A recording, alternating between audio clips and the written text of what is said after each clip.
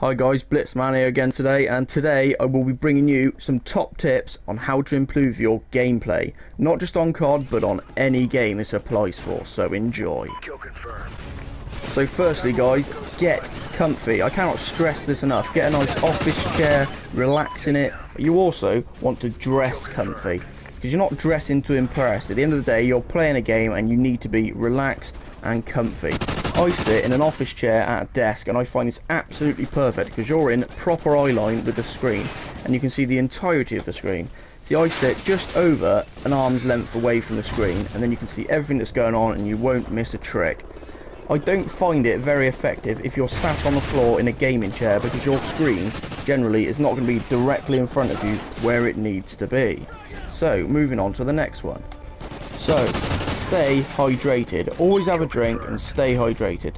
Staying hydrated keeps your brain ticking over and functioning correctly, so you don't lose concentration. It also keeps your eyes from becoming weary and tired. So having a drink is going to increase your reflexes. It doesn't matter what you drink, as long as it's not alcohol, obviously. And I just drink water all the time. I don't really fancy these energy drinks or fizzy drinks.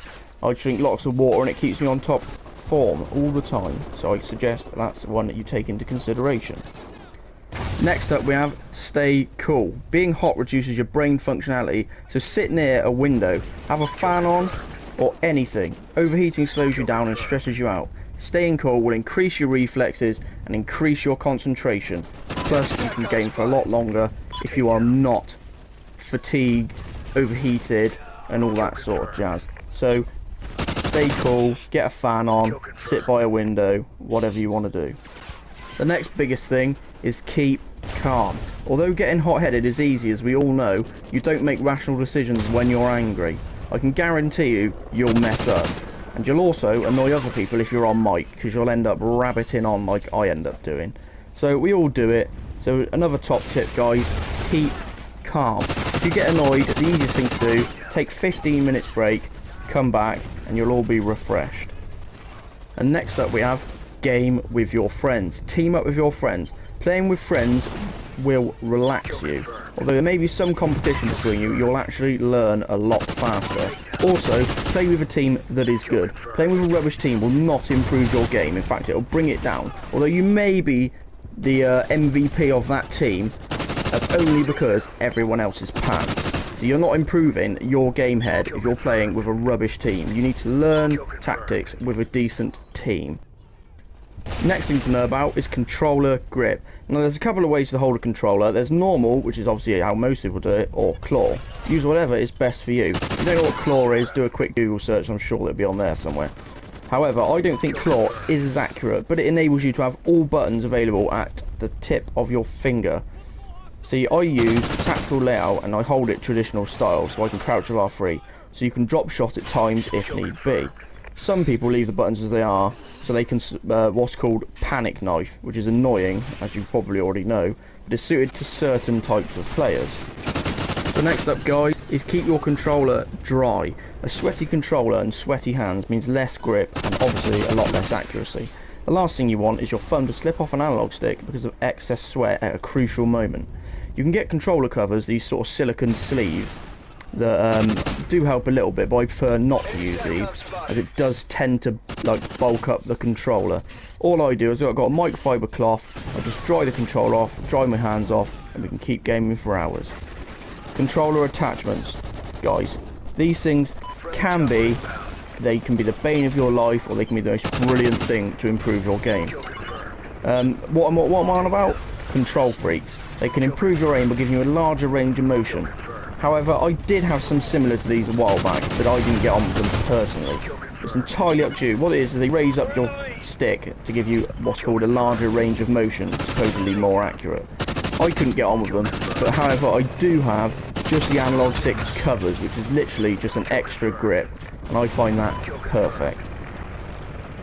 Right guys, next up is sensitivity. You don't want to spin 14 times when someone scares you from behind, but you still don't want to be as slow as a slug stuck to glue. So find a sensitivity setting that allows for close combat, but which is slow enough for you to pinpoint a target at range, and you'll be on to a winner. Anyway, next up keep moving. A moving target is harder to hit. Strafe side to side when shooting, and don't sit in corners because people will get wise to this and you won't last very long. However, you want to learn to check those corners when you enter a room. It's advisable to walk into rooms and round corners to stop camping players from killing you. And guys, if you're pretty bad, what you want to do is practice offline, because you'll just get so much more use of the game without playing online, because online is a different world. Before going online, you want to practice so you can get a feel for the game, so your fingers and brain are limbered up, and so you can find a gun you like. And a big tip, guys, is don't follow the crowd. The likelihood is a crowd of people draws unwanted attention, which is likely to get you killed. Flank around and go lone survivor. But the biggest of all, guys, is you want to have a game in mind. Have a game in mind of what people are doing. You've got to think smart. You've got to think, where are people going to be, or where are they going to likely be positioned. People are very easy to read when playing games. They're very cautious if they've only got one life or they are last alive. They don't tend to be too brazen. Flank around.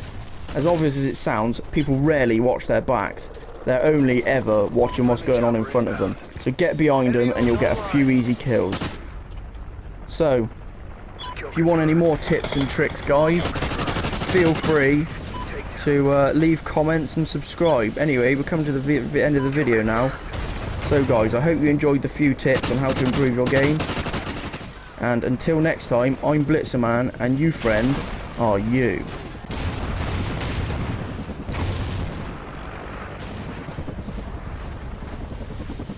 Odin offline.